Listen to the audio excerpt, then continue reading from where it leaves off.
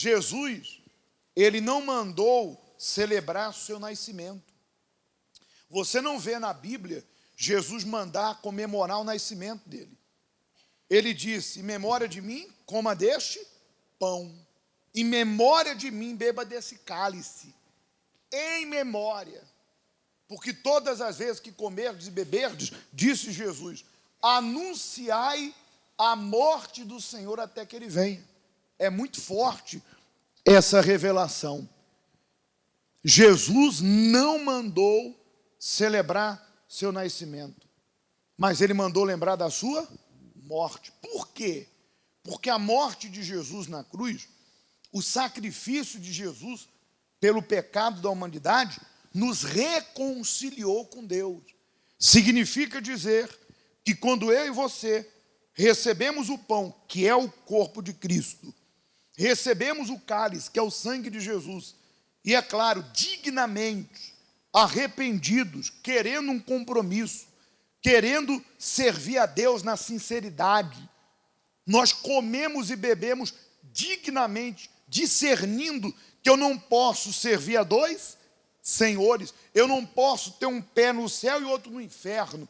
Ninguém pode comer na mesa de Deus e do maligno, beber o cálice de Deus e dos demônios. Então, com esse discernimento, como diz o texto sagrado, dignamente, quando eu como do corpo e bebo do cálice, simbolizado por esses dois elementos, eu tenho uma reconciliação com Deus. Eu tenho comunhão com Ele, porque a morte dele me reconciliou. Nós estávamos separados pelo pecado, e Jesus na cruz levou sobre si todas as maldições, todo o pecado. O sangue de Cristo nos libertou da condenação eterna. Então Jesus mandou celebrar sempre. Lembre sempre da minha morte, mas não mandou lembrar do seu nascimento. Sempre vamos lembrar da morte de Jesus, porque ele triunfou, e da ressurreição, porque ele está vivo. Amém? Que maravilha. Sim ou não? E aqui diz assim, olha, em Mateus 7, 24, fala sobre os dois fundamentos. E diz assim: todo aquele, pois, que ouve essas minhas palavras e as pratica, será comparado a um homem prudente, que edificou a sua casa sobre a rocha, e caiu a chuva, transbordaram os rios, sopraram os ventos, deram com ímpeto, com violência, contra aquela casa, que não caiu, porque for edificada sobre a rocha. Mas todo aquele que ouve estas minhas palavras, disse Jesus, são as palavras do próprio Senhor Jesus, todo aquele que ouve estas minhas palavras e não as pratica, entra no ouvido e sai no outro, a pessoa não põe em prática, será comparada ao homem insensato, tolo. O homem insensato que edificou sua casa na areia, e caiu a chuva, transbordaram os rios, sopraram os ventos, deram com ímpeto contra aquela casa, e ela desabou, sendo grande a sua ruína. Aqui nós temos duas pessoas. Qual delas você é? Qual? Porque se são duas, e eu só posso ser uma, qual delas você é? Responda aí para si. Você é aquele que edificou a casa sobre a rocha? Você tem edificado sua vida na rocha, que é Jesus, que é a palavra dele? Você tem edificado sua vida na areia, que é ouvir e não praticar? Bem, se nós formos avaliar, é muito fácil construir uma casa na areia. Quem já cavou na areia? Nunca foi na praia, não? Então, quando vai, você leva o seu filho, leva aquele baldinho, né? É muito bom, sim ou não? Você senta ali, cava, areia molinha, né? Rapidinho, não tem dificuldade nenhuma. É assim que muitos querem viver em relação à sua vida com Deus.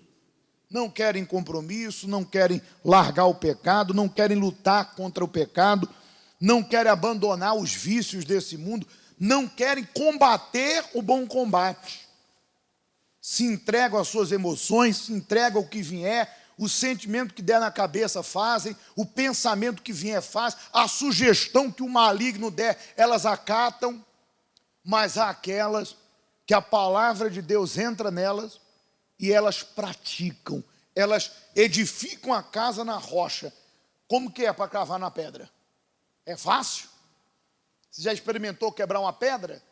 Imagine, nós fomos construir lá, eu lembro, nessa época, que começou a construção da igreja lá no Porto, quando as máquinas começaram a cavar, encontrou uma rocha enorme, mas enorme, uma rocha enorme.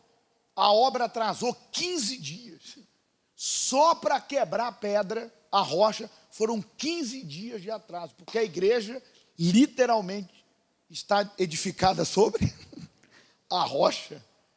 Então não é fácil obedecer, perdoar, mas é essa vida que vai nos sustentar, é essa obediência que vai nos manter de pé, ainda que aos olhos humanos pareça desvantagem você viver uma vida honesta, porque muitas vezes você vê alguém tirando vantagem e aparentemente ele está bem, mas daqui a pouco vai vir a tempestade, daqui a pouco a conta vem, vai vir as ondas, vão bater contra aquela casa. Se ela está na areia, se aquela pessoa está devendo para o diabo, vivendo uma vida incorreta, vai cair. A ruína é grande, não adianta. Então, quando você coloca a casa na rocha, você escolhe viver dentro de uma obediência, você sabe que a vida com Jesus não é fácil, mas não é impossível. Você se coloca como oferta viva, você abre mão desse mundo dos vícios, você se esforça para perdoar, luta contra a tua carne, pode ter certeza, vai vir a luta, vai vir a tempestade, mas tua casa está onde? Na rocha, tu vai ficar de pé, e você vai ter experiências com Deus, e as pessoas vão te perguntar, poxa fulana, mas como é que você consegue? Olha, eu tenho uma aliança com Deus, mas como que é esse negócio de aliança?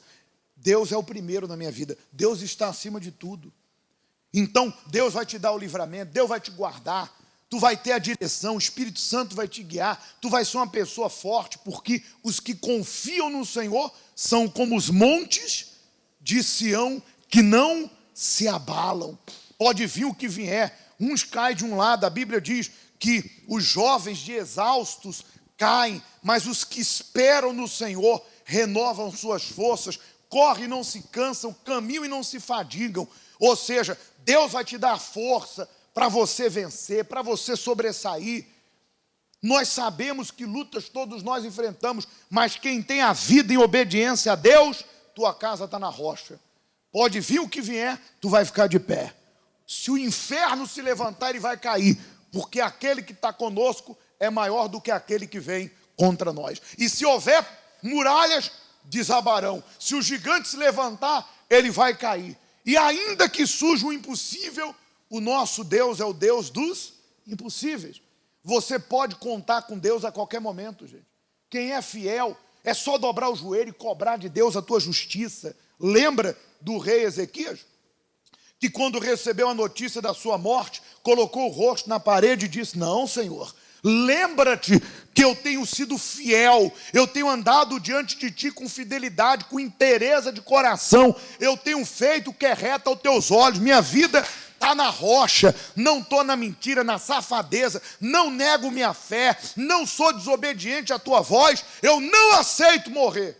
Na hora Deus mandou o profeta voltar, volta lá Isaías, volta lá e fala para Ezequias, príncipe do meu povo, que eu ouvi a oração, eu ouvi e eu curarei ele. E tem mais, vou acrescentar mais 15 anos sobre a vida dele, e os inimigos que estão aí cercando eles, porque os inimigos vieram, Senaqueribe, eu vou derrotar.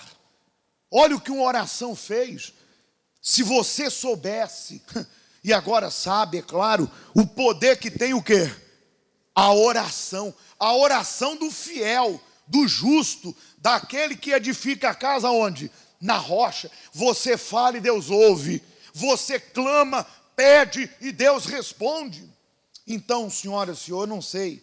Só você pode dizer se tua casa está na areia, na vida fácil aí. Entra de um lado a palavra de Deus e você continua servindo a si mesmo, fazendo tudo de qualquer jeito. Ou se tua casa está sobre a rocha. Se tiver sobre a rocha, em nome de Jesus, eu creio que você já está de pé. Mas pode vir o que vier, não vai te derrubar. Amém?